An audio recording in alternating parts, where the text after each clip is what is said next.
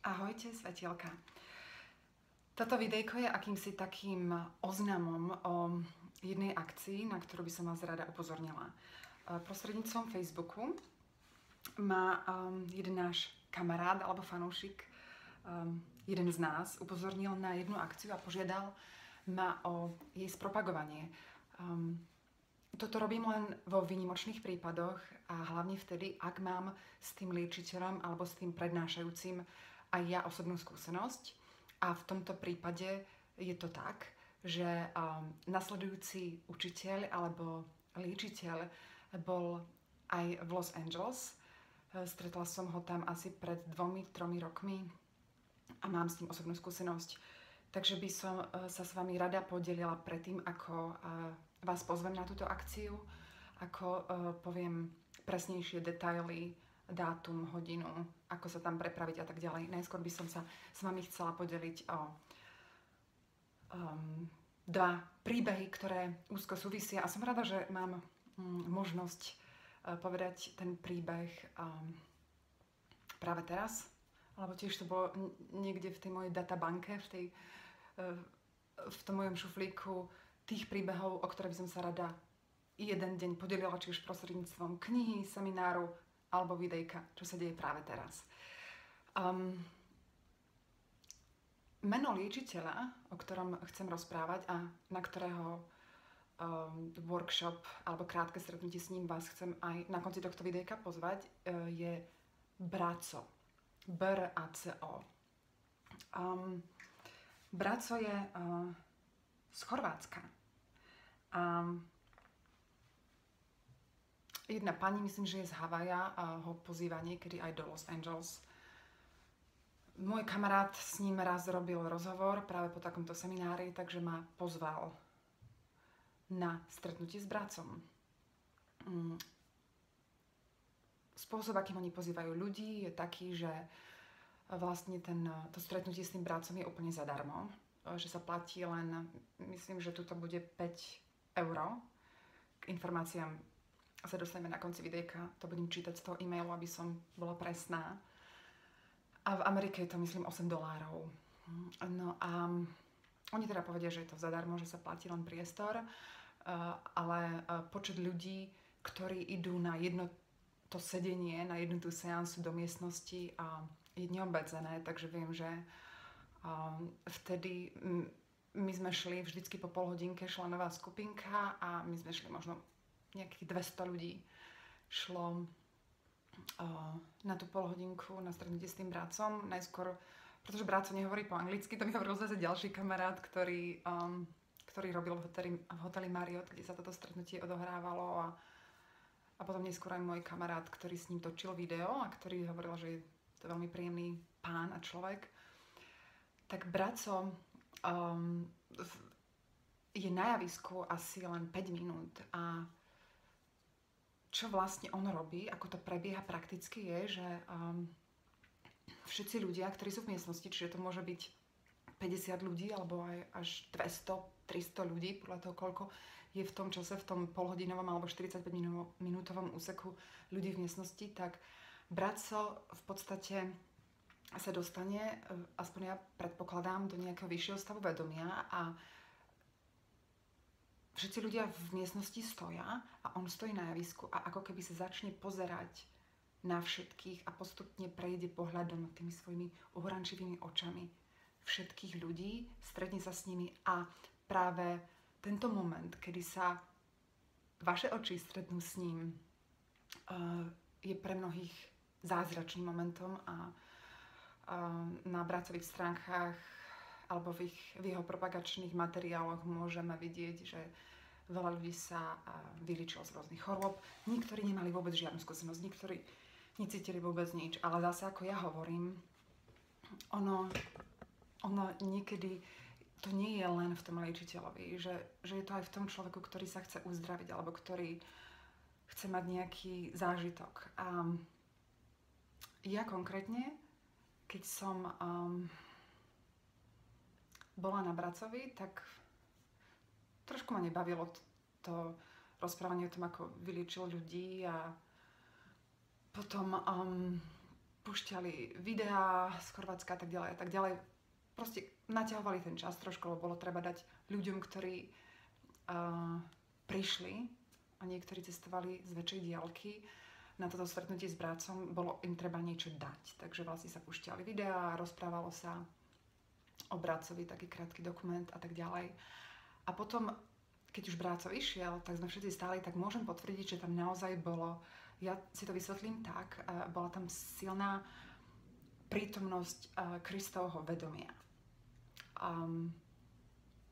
Jednoducho on naozaj tým pohľadom, keď ide a máte pocit, že sa pozerá presne na vás, tak vlastne ako keby sa dostanete do takého zvláštneho tranzu, do takého stavu, aspoň ja som to tak cítila.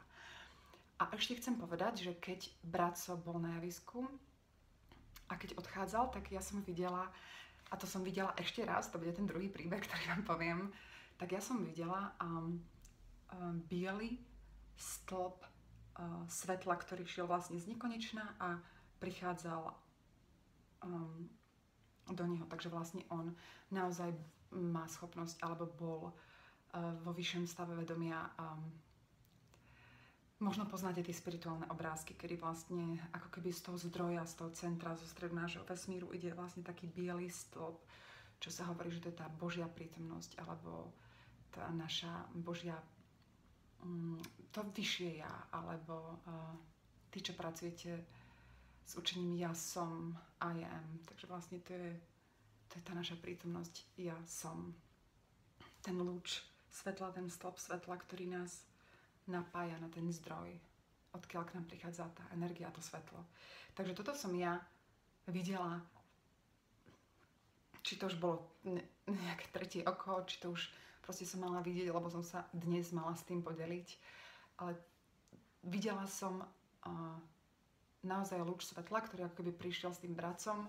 Iní ľudia to nevideli, takže to bolo, alebo aspoň tí, s ktorými som sa rozprávala, to nevideli, ale ja som to videla a pre mňa to bolo akési také potvrdenie, že naozaj má nejakú schopnosť, nejaký dar, alebo že aspoň vie, ako s tým darom, ktorý my všetci nejakým spôsobom máme a sa vieme napojiť, on vie, ako s ním narábať. Takže to bola príjemná skúsenosť pre mňa. Potom ešte vám chcem povedať ďalší príbeh a to je ten, že tento stĺp svetla som raz videla pri západe slnka, keď vo Venice Beach. Ako viete, že bývam blízko Venice Beach v Kalifornii, v Los Angeles. Tak tam milujem chodiť, keď sa už končí deň, na pláž, keď je už menej ľudí. Veľa ľudí tam vtedy pozdĺž pobrežia medituje a rada ostanem až do úplnej tmy. A tak sa napájam na tú prírodu, na to more. No a jedného dňa, to bolo tiež pred niekoľkými rokmi, som šla, takto prichádzala som, ešte bolo stále vidno k pláži a zrazu som videla úplne všetkých ľudí, čo Venice Beach je obrovská, stále sú tam ľudia, aj keď ako vravím, keď sa končí deň, je ich tam trošku menej, ale môžem povedať, že to boli stovky ľudí, určite pár stoviek ľudí a všetci ľudia, úplne všetci, každý jeden, ako keby z vesmíru, z nekonečna, šiel k ním taký biely stĺp svetla. Takže vlastne to bol moment, ktorý trval dosť hodnú chvíľku, možno že až 5 minút. A videla som vlastne všetkých ľudí, ako boli napojení na ten zdroj svetla. Mohli by sme si dlho rozprávať o tom, čo to presne je, ale ako vravím, toto video by som chcela skôr urobiť propagačné, takže nechcem to dlho rozvádzať. A preto to potvrdenie potom, keď som ten stĺp svetla videla u toho bratca, tak to bolo pre mňa také potvrdenie, že on naozaj pracuje s tým Kristovým vedomím a že je to reálne. Takže tu je tá pozvánka. Janko, náš český kamarát, mi poslal takýto e-mail, najskôr cez Facebook, potom cez e-mail. Posílám vám text pozvánky. Pokud by se přihlásilo více lidí, tak to vůbec nevadí. Mecenáš, nejaká pani z Rakouska, Zaplatila totižto, prejdem do slovenčiny, autobus. Je to zrejme pani, ktorej bratco pomohol. On teda nerobí súkromné hodiny, ale je možné, že ona v minulosti bola na takomto stretnutí s ním a že jej to pomohlo. Pretože sa rozhodla zaplatiť autobus, možno aj viac autobusov, keby bolo viacej záujemcov na stretnutie s bratcom. Cestovať sa bude z Brna autobusom a stretnutie s bratcom je vo Viedni. Nazývajú bratca chorvátsky zázračný liečiteľ. Toto stretnutie bude 1. novembra 1.1.1. Takže pozvánka na cestu autobusom je zdarma. Táto pani, táto mecenáška z Rakúska to bude hradiť. Odjazd autobusu z Brna by bol v nedeľu 1. novembra, 1. listopadu, ráno o 9:30. Od Janáčkového divadla v Rooseveltovej ulici z hlavného nádražia tam ide tramvaj číslo 1, smer Řekovice. Druhá zastávka je Janáčkovo divadlo. Návrat späť do Brna bude okolo 17. hodiny. Ako som už hovorila, ďalej sa píše, že za liečenie bratco nepožaduje žiadne peniaze. Na mieste je hradený iba poplatok organizátorom akcie za prenajatý priestor k liečeniu. To je 5 €. Takže 5 € v podstate to stojí ten seminár. Pretože ako som ja vravela, v LA mali obrovské množstva ľudí, ktorí zaplatili tých poplatok, tých $8, takže vlastne určite im vidie aj na prenajom, aj na cestu, aj možno niečo do vrecka za úžasnú prácu, ktorú robia všetci liečitelia a spirituálni ľudia. Tie peniažky si zaslúžia. Pretože musí byť balans v dávaní a dostávaní energií a tieto spirituálne dary sú naozaj tie najhodnotnejšie, najcennejšie dary, ktoré dnes môžeme dostať alebo darovať. Alebo si navzájom vymeniť. Takže na liečenie nie je nutné registrovať sa dopredu, ale bude treba kontaktovať pani Ivetu Jakešovú, ak chcete ísť na stretnutie s bratcom do Brna zadarmo autobusom, zaplatiť iba 5 € za to stretnutie. Ako som vám vravila z mojej skúsenosti, to bola približne 40-minútová záležitosť. To je, stretnutie s ním je veľmi krátke, len niekoľko minút a potom ono odíde. Liečenie s bratcom prebieha v tichosti a pohľadom pred skupinami ľudí vo veľkej sále.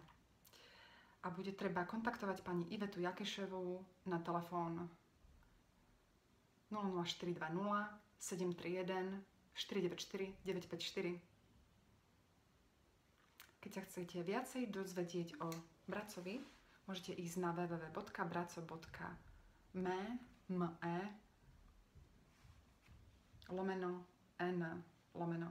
Nebola som na tej stránke, neviem, či je to po anglicky alebo v nejakom inom jazyku.